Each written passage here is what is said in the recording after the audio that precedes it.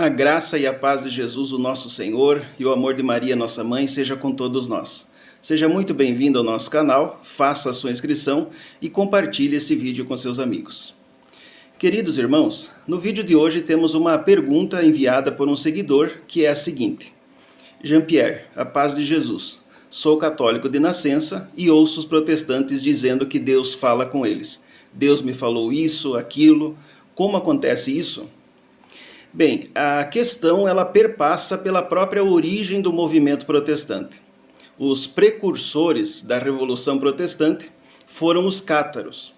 Entre as principais doutrinas pregadas pelos cátaros estavam a crença em um Deus do bem e um Deus do mal.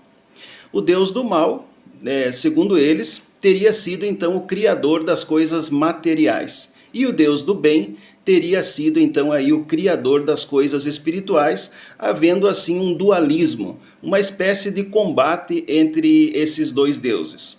Os cátaros também não acreditavam no purgatório e acreditavam na reencarnação. Boa parte da filosofia dos cátaros foi absorvida pela Revolução Protestante. Como eu disse, eles foram uma espécie de precursores desse movimento.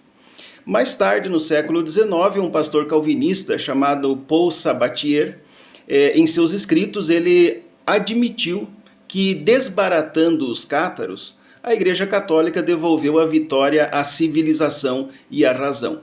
Na mesma linha seguiram também os valdenses e outros movimentos aí da pré-reforma.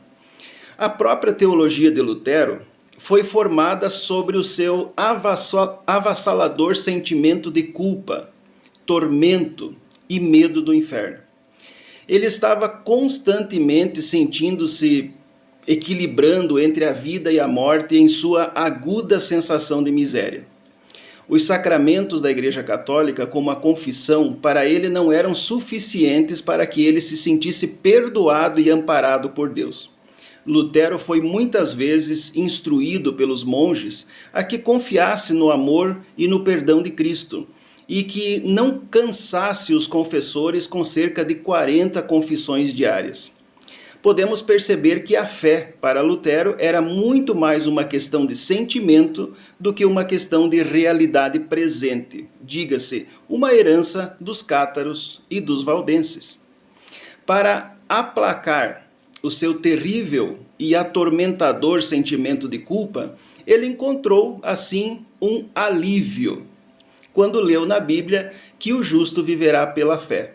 Assim ele passou a crer que se ele tivesse apenas o sentimento de estar perdoado, ele então estaria perdoado apenas acreditando. Seria como se você estivesse fazendo uma prova e você encontrasse lá uma questão da qual você não soubesse a resposta. E você fica lá pensando, quebrando a cabeça e não consegue responder. Então você encontra uma solução. Você tem a brilhante ideia de simplesmente não responder e pular para a próxima pergunta. Tal foi a insanidade do monge atormentado por seus pecados. Portanto, já está no DNA do movimento protestante as gnoses, ou seja, os conhecimentos ocultos, principalmente aí nos círculos pentecostais e neopentecostais. Existem essas supostas revelações onde a fé não é algo presente e real, mas uma espécie de coisa subjetiva, transcendente, metafísica, aonde seres invisíveis estão o tempo todo trazendo revelações e recados.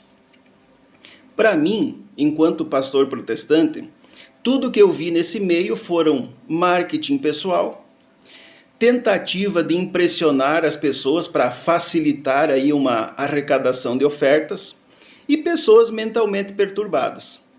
A palavra de Deus nos diz na carta aos Hebreus, capítulo 1, versículo 1 em diante, que havendo Deus antigamente falado muitas vezes e de muitas maneiras aos pais pelos profetas, a nós falou-nos nesses últimos tempos pelo Filho. Portanto, Jesus é a palavra viva, a palavra encarnada do Pai. E jamais esses delírios, devaneios, alucinações dos protestantes. Certo dia uma pessoa disse: se você fala muito com Deus, parabéns. Isso significa que você é um bom cristão. Agora, se Deus fala muito com você, cuidado. Talvez você precise conversar com um psiquiatra. Eu espero ter respondido aí a pergunta do nosso irmão. Deus abençoe a todos. Tenha um início de semana repleto de bênçãos de Deus. É o desejo do meu coração, no nome de Jesus.